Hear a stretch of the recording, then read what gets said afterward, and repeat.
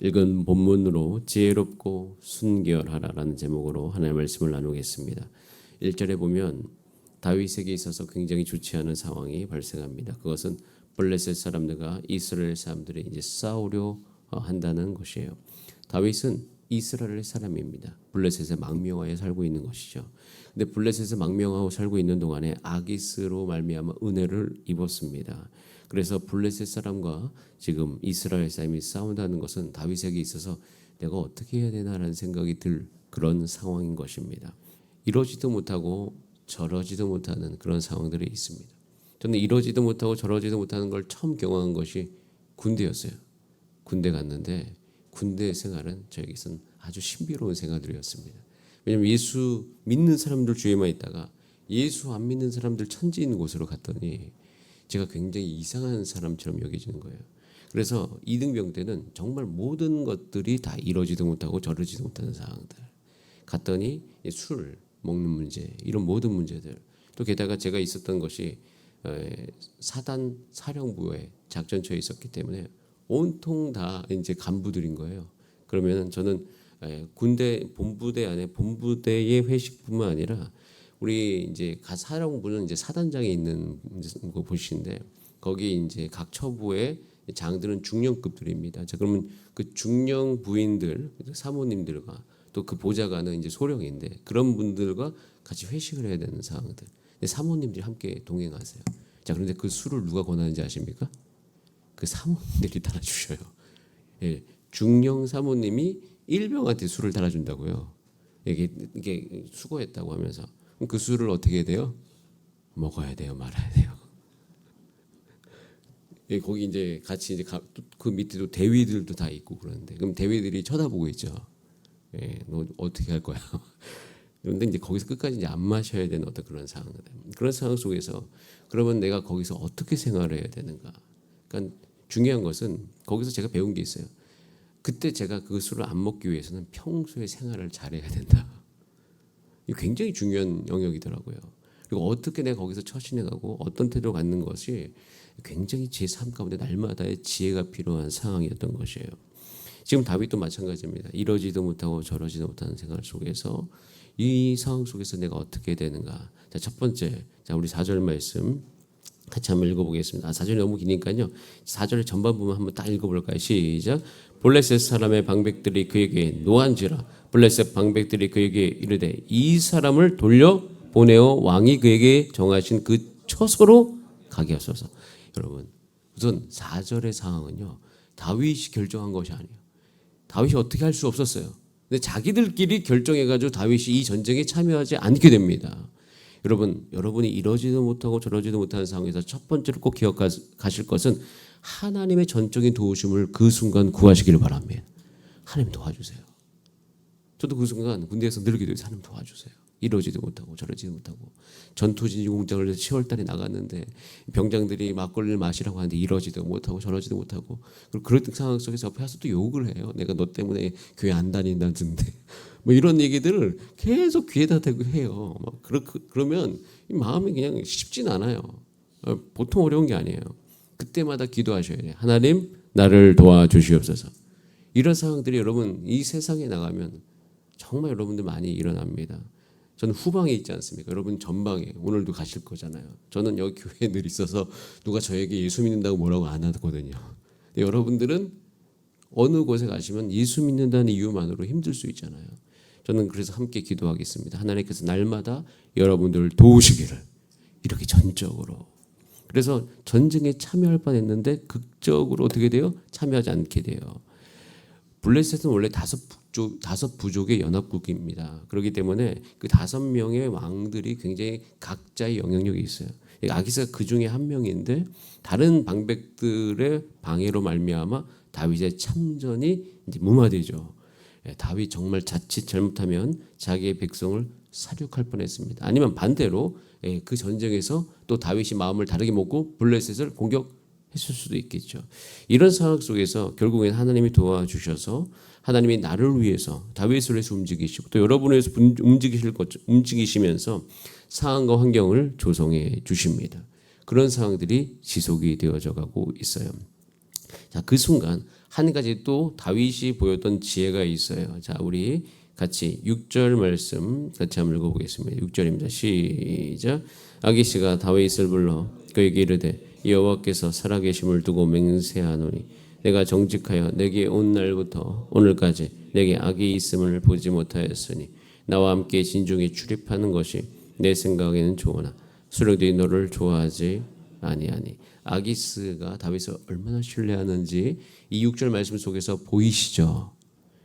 그래서 여러분 날마다 여러분이 이러지도 못하고 저러지 못하는 상황 속에서 하나님의 도우심을 구하기도 하지만 평소에 여러분들이 그분들 그런 분들이 주변에 뭐 직장에도 있고 또 여러 가지 상황 가운데 가족 중에도 있으면 평소에 그분들의 신뢰를 얻으시기를 바랍니다. 그렇게 사셔야 돼요. 어떻게 하면 평소에 내가 그분들 신뢰를 얻으면서 살아갈까? 그 신뢰를 얻지 못하면 이러지도 못하고 저러지 못한 상황 속에서 굉장히 어려운 상황들이 많이 있습니다. 제가 그래서 평소에 내가 예수 믿는 사람들의 모습을 잘 보여주면, 평소에 내가 희생하는 모습을 보여주면 내가 어떤 하나님의 그 거룩하심을 지키기 위해서 한 행동에 대해서 이해해 주는 것을 정말 많이 느낍니다. 아직도 기억나는 장면은 제가 대학교 3학년 때 저는 MT를 가지 않았어요. 왜 MT 가면 저희가 전공했던 토목설계 공학은 밤새도록 술을 마셔요. 밤새도록 술을 마시는데 이제 그런 게 제가 싫어서 안 갔어요. 안 갔더니 그때 이제 한 선배님이 제발 와달라. 너가 와야지 전원 참석이다. 그래서 하지 못해 갔죠. 마지 못해 가게 됐는데 가서 와줘서 고맙다고 어떻게 해요? 나만 술을 안 따라주는 거야. 온 것만 해도 감사하다.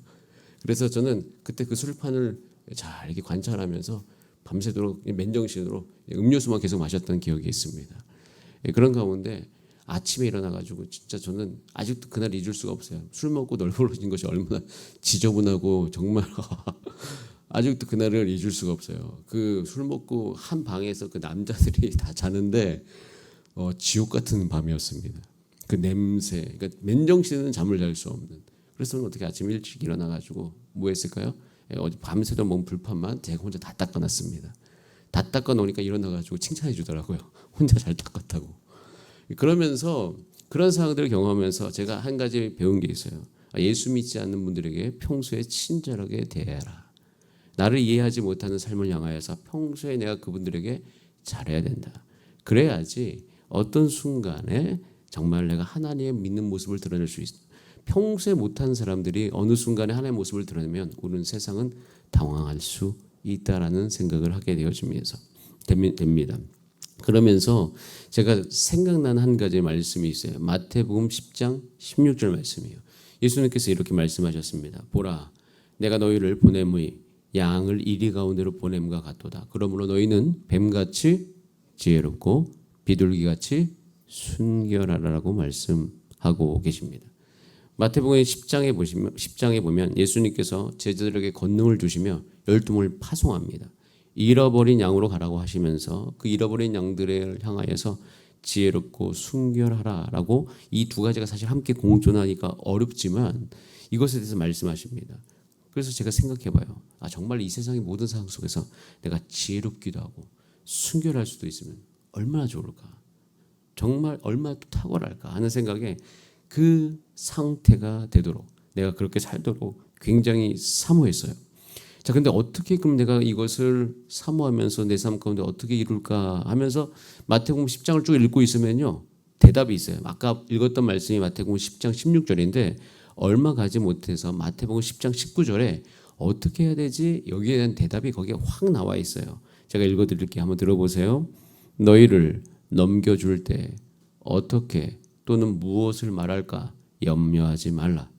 그때 너희에게 할 말을 주시리니 말하는 이가 너희가 아니라 너희 속에서 말씀하시는 이 곧 너희 아버지의 성령이시니라 라고 말씀하시면서 지혜롭고 순결할 수 있는 또 이 다윗과 같이 민첩한 마음을 가질 수 있는 아주 중요한 길을 우리 가운데 인도해 주십니다. 그것은 성령님께 민감해야 된다는 것이에요.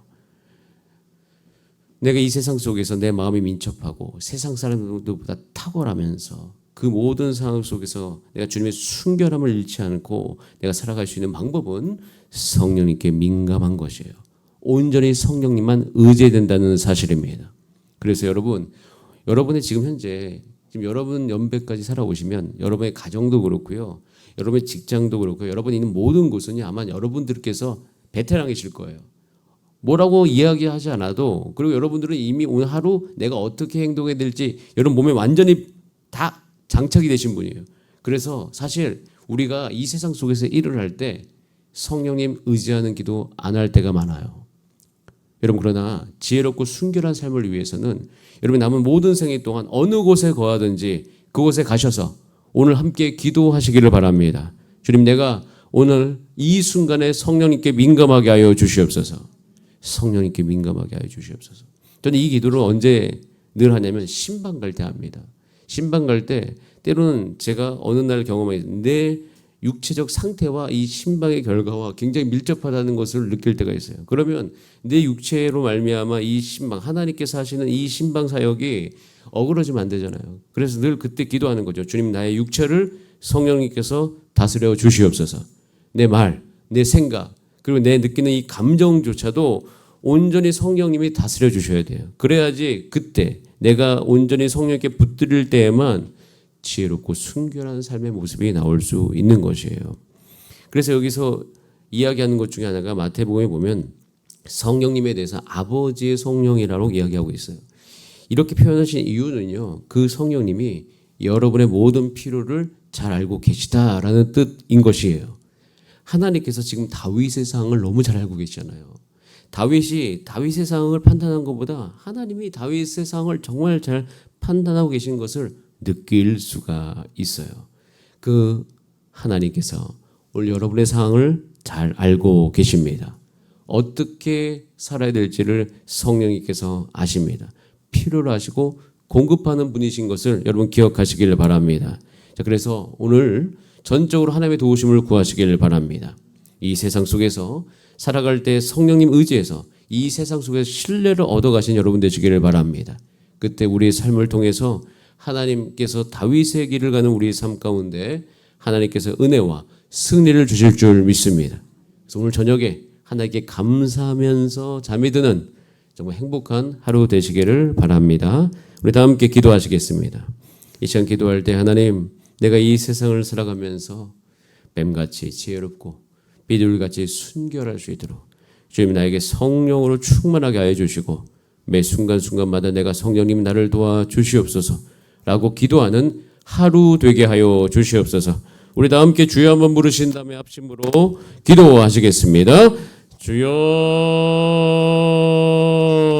살아계신 하나님 아버지 오늘도 이 새벽에 나와서 주 앞에 간구합니다.